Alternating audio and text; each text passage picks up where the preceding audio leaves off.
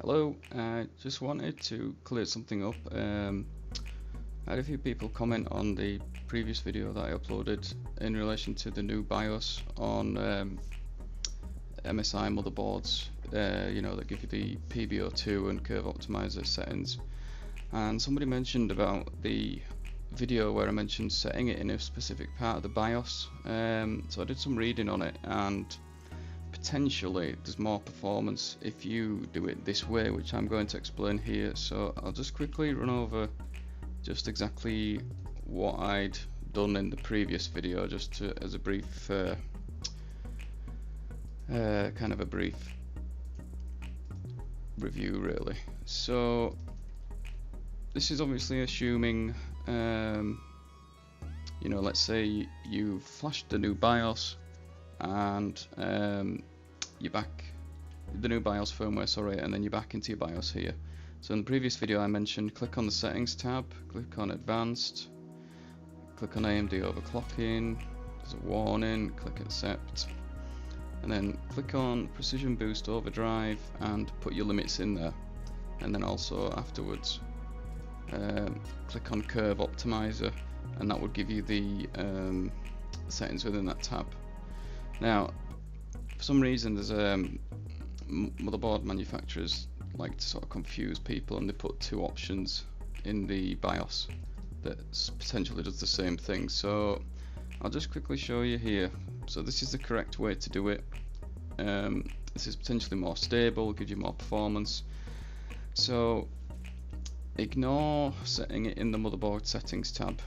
Once you're in the BIOS, you've got your latest BIOS firmware flashed, it's confirmed there, and obviously this only applies to the Ryzen 5800X3D.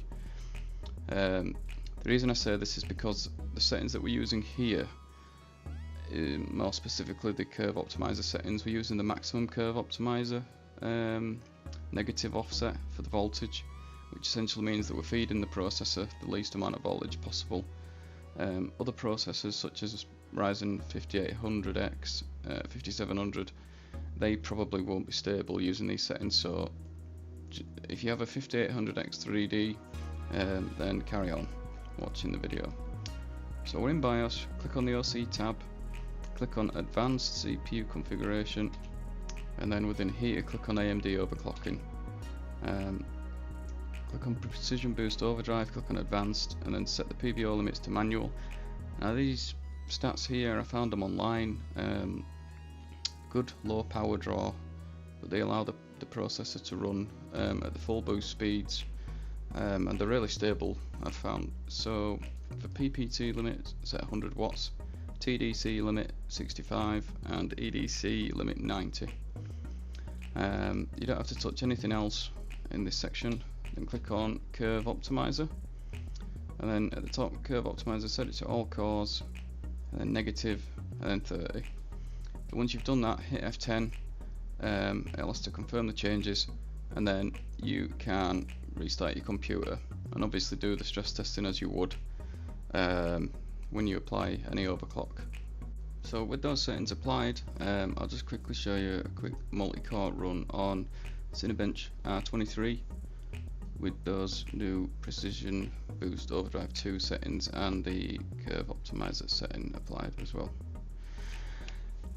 So you can see here the core voltage 1.148, which is nice and low. CPU temperature 63.6, which is a nice low temperature for this processor. A lot of people previously saying they're getting like 80 degrees C, 90 degrees C, which is kind of way too high for this processor. You're going to start getting thermal throttling at that point, which is where the processor is going to stop boosting.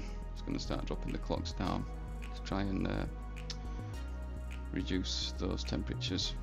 So I'll just quickly let this finish here, check on the score. So 14,022. So yeah, obviously I've got other programs running. I'm recording the screen as well, so that score would go up. Obviously I know it seems it's not too low, but it's lower than perhaps average.